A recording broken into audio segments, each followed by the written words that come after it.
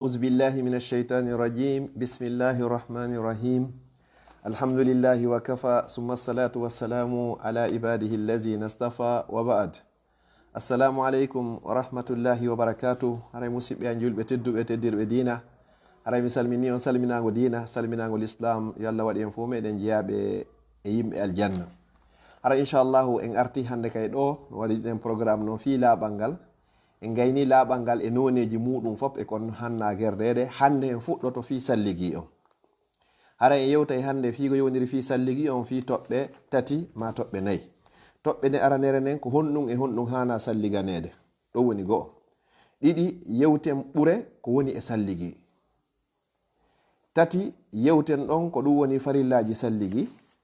nayyi on yewten honɗum sunnaji salligi ɗin sakkitore nden nde yewten hande sartiji salligi hara inchallah ɗen ɗum woni ko yewteten hande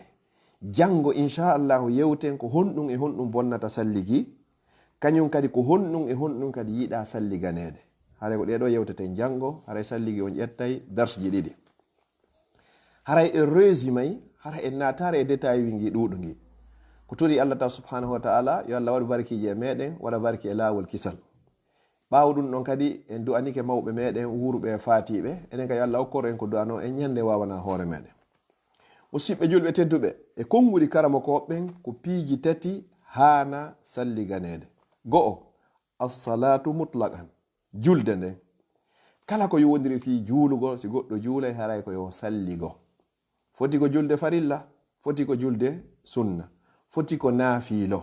foti ko juulugol fure si innama tun julde haray waɗɗike ma ya salligo ɗon woni go'o ɗiɗi on at-tawafu bil bayti wangagol ka suudu kaaba kala faalaɗo wangade ka suudu kaaba haray waɗɗike mo haray yo salligo yo Allah newnan kala mo wangage ka suudu kaaba no wangoroya yo Allah newnan kala mo hajjoyari no hajjiroya hajjoyɓe ɓen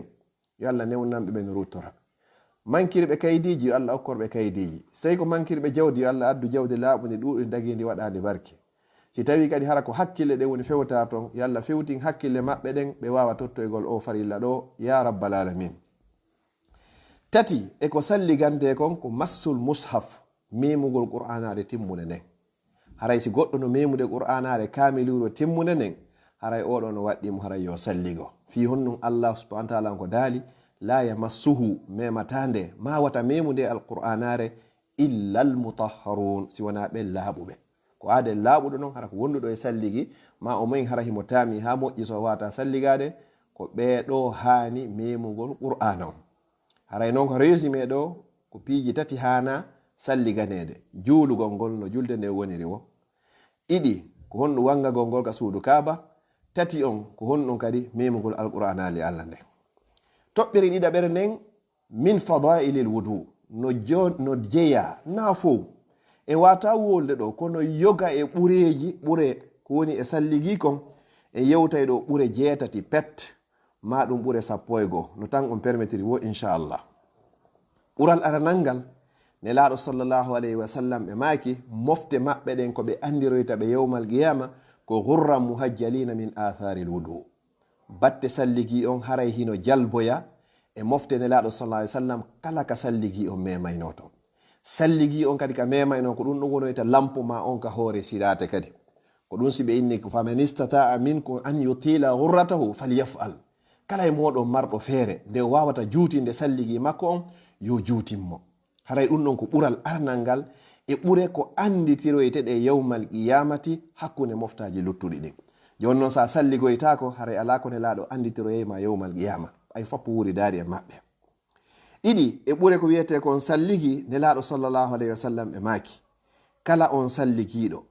o timmini salligi makko no hana salligaredo nden wo gufira lahu ma taqaddama min zambi haray allahu on yaafike mo e kala ko ardini e bakkatu si wona janele ɗen ma haqqeji yimɓe ɓen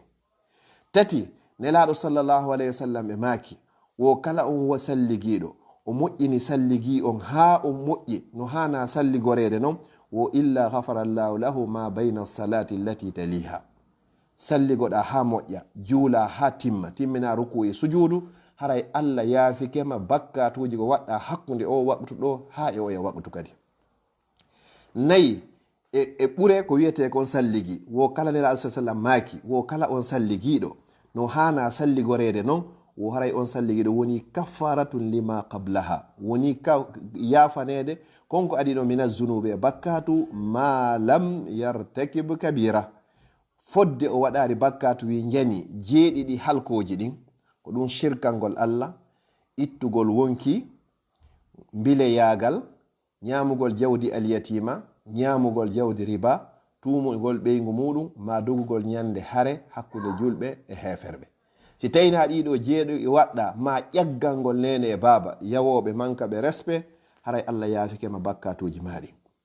si ɗum ɗon feƴƴi jowi on e ɓure ko woni e salligi nelaɗo sallllahu alayhi wa sallam e maaki kala on salligiɗo no hana salligorede no o yehi o ruƴƴani Allah darɗe ɗiɗi ma ɗum o juuli waɓutu so tawi waɓutu hino fewndi wo illa futihat lahu ljanna sina illa futihat lahu abwabul janna wo sina haray dambuɗe aljanna ɗen ɗe fop majje haray ɗe udditanama mo fi honɗum haray himo laaɓi pos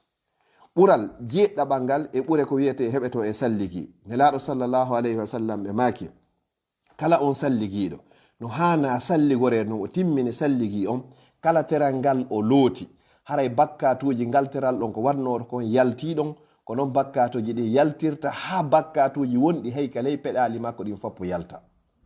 sa soɗike haray kala ko juuɗe maɗe memuno faggiti e bakkatuji ɗi lotorike ɗon sa wuyɓike kala ko hunduko wowluno tawa ko hanano wowlugol haray salligi o lotori ɗum ɗon si tawi a sorkinike ka kine kala ko kinal ngal fofuno ma lunnino tawata hanano ka waɗede haray bakkatuji maɗi yaari ɗon sa looti yeeso ngo kala ko yeeso ngo daruno e gite ɗen tawata hanano darugol ɗin bakkatuji ɗi yaari ɗon ko noon sa looti juuɗe ɗen ha sa looti noppi ɗin kala ko ɗi nanuno hara ɗi hanano nanugol bakkatuji ɗi ɗi daaɓi ɗon sa maski hoore nden ko nde rondino nde hanano rondade haray bakkatuji ɗin ɗi yaari ɗon sa looti koyɗe maɗen kala ka teppere nden tippoyno hara nde hanano yahude ɗon haray bakkatuji ɗin ɗo yaari ɗon ko noon ha toɓɓere sakkitine nden e salligi ma on ma ɗum ha ko salligiɗa ko gayna yorude haray bakkatuji maɗin fop ko noon ɗi yaltirta ha sakkitotoɗi yaltude ɗin ko wonɗi ka ley peɗali maɗin yo Allah laɓɓin en e bakkatu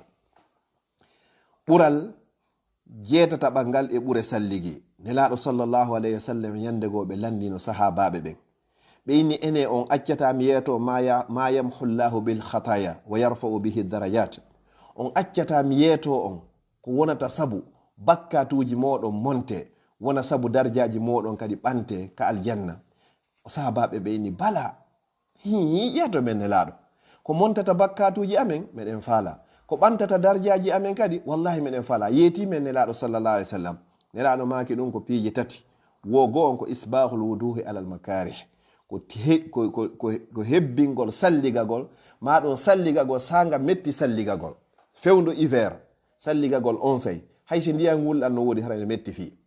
wo salligagol sanga ka aña salligagol timmina salligi on wo ɗum montay bakkatu ɓartanama darjaji ɗin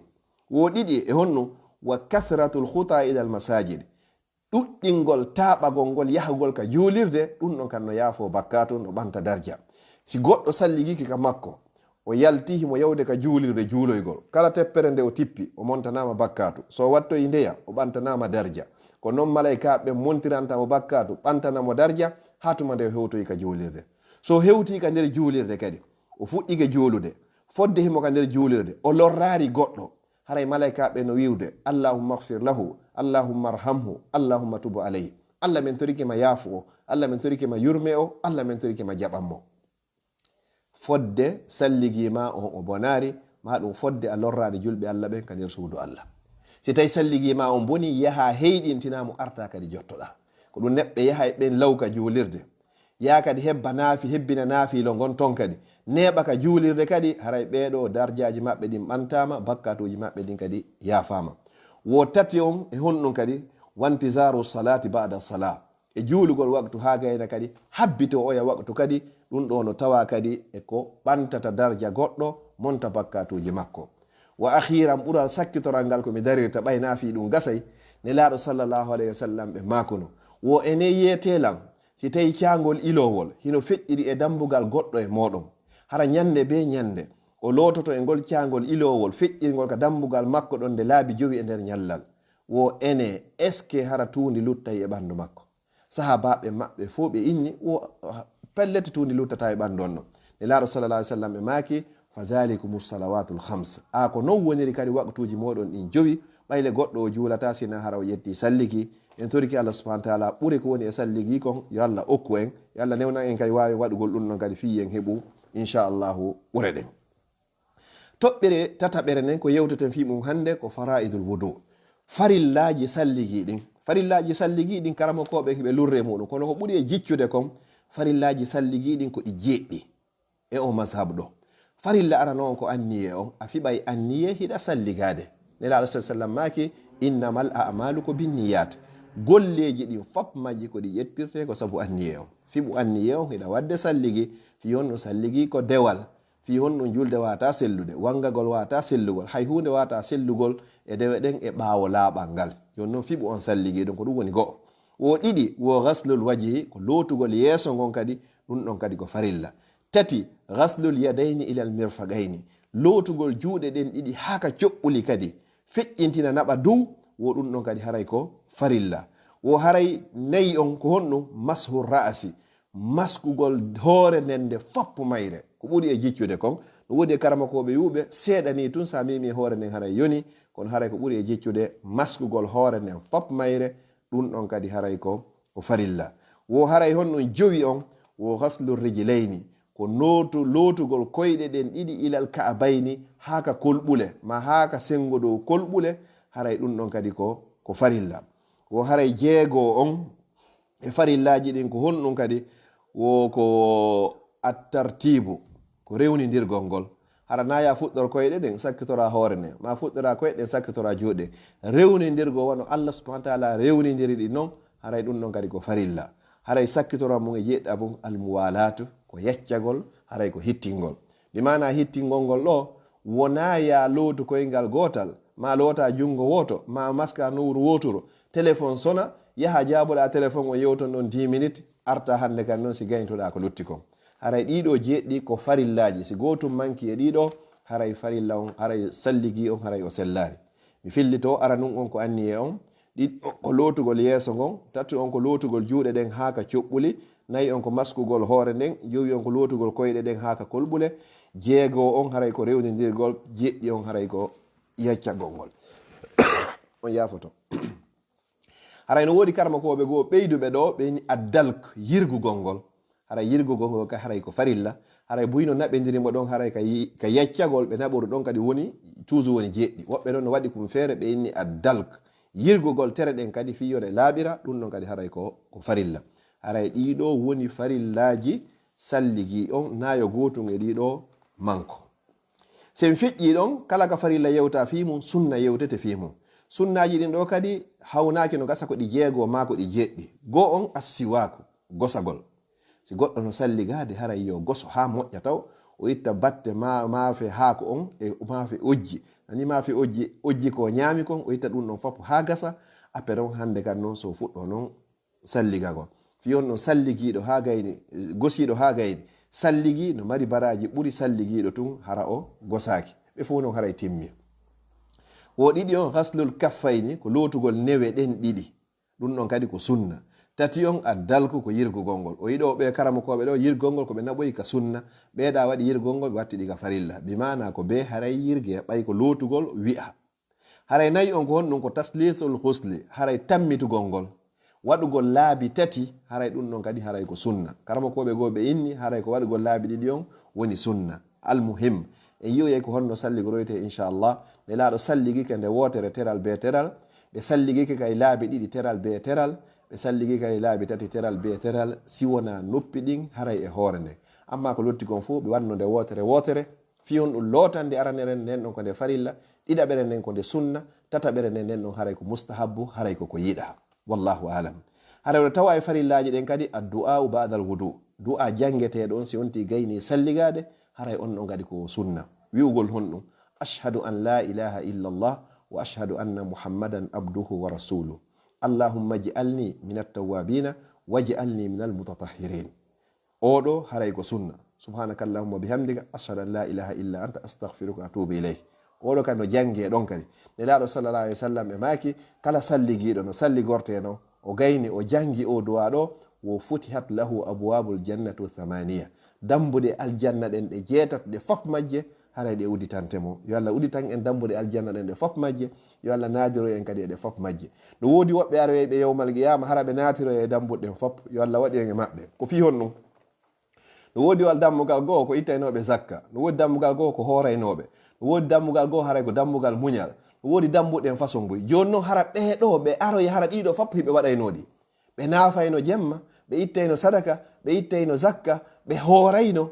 ɓe jokkayno enɗan ɗiɗo fof ɗi aroya noon hande kadi si noddama kala ka nodda haray ɓe notorto ɓeɗo haray hande kadi ɓe mari choix inchallah kangal ɓe faalawo ɓe natiroyta yo Allah on tawnu en e ɓen suɓinoyteɓe natiroye dambude aljanna kala ɗe faalira ɗon ya rabbal alamin haray sunna jeegaɓo on ko honno ko salatu rak'ataini ba'da al-wudu si yonti gayni salligade kadi nde salligi o salligi eto kadi waɗa darɗe ɗiɗi ɓawo salligi on si wona hara ko sa'iji tawata ɗi juulatake muɗum nin inchallah wa akhiran ko honɗum kadi ko al i'tidalu fil wudu ko fotodirgol ngol ka salligi ko fanda fotodirgol ɗo haray wona fantingol wona feƴƴintingol ndiyan ɗan na ɗuɗɗingol koyo salligi on o timmu kono haray ndiyan ɗan kadi ɗan feƴƴitari haray ɗiɗo yoga e sunnaji ko hana kon inchallahu gollitirede si on tigino salligade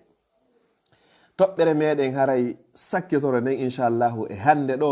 haray ko surutul wudu sartiji salligi ɗin ko hombo taw hani salligade ko wonɗo wo salligoto o l'islam on no waɗay ɗo sartiji sappo ko si tawi ɗin ɗon timmi si on tigi noon salligo ma ko si tawi ɗin ɗon timmi hande kadi si salligi o noon wawa timmude hay si a salligaki hay si a salligi kan afwan si tawi ɗiɗo hiɗi manki haray salligi o wonari o salligi go'o ko al islam ko il faut ara ko a julɗo mo wona julɗo ko salligoto la yusmin wala yuhni min ju hay hunde ɗum fa nafata ko il faut hara ko a julɗo jaɓuɗo l'islam jaɓi muhammad sallallahu alayhi wa sallam sa salligi keɗo inchallahu haray salligi ma a timmini sarti goto wo ɗiɗi ko al aqlu ko jogagol hakkil kadi mi mana ɗo jo jogagol hakkil feetuɗo ko salligoto hay hunde nafatamo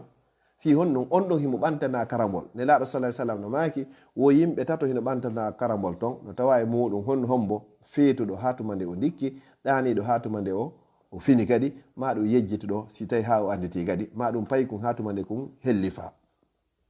tati at-tamyiz ko sennidirgol ngol kadi salligi kadi payi kum kadi sawi ko payi kum kum anda no gasa kum salligo ha kum gayna hendu yaltira kum hara kum andare kum landeɗa salligoyna hi ko joni mi gayni salligade ko ɗum oɗo kay sarteji ɗin il faut hara on ti waɗi tamyiz o sennidiri kadi nayi on kadi ko il faut anniyatu ko fiɓugol anniya on sa yehi a waɗiri no waɗirteno fof kono a fiɓari anniye ko salligi hay hunde battinta innamal a'malu ko binniyati golleji ɗin fuu ko ɗi yettirte haray ko sabu anniye on kadi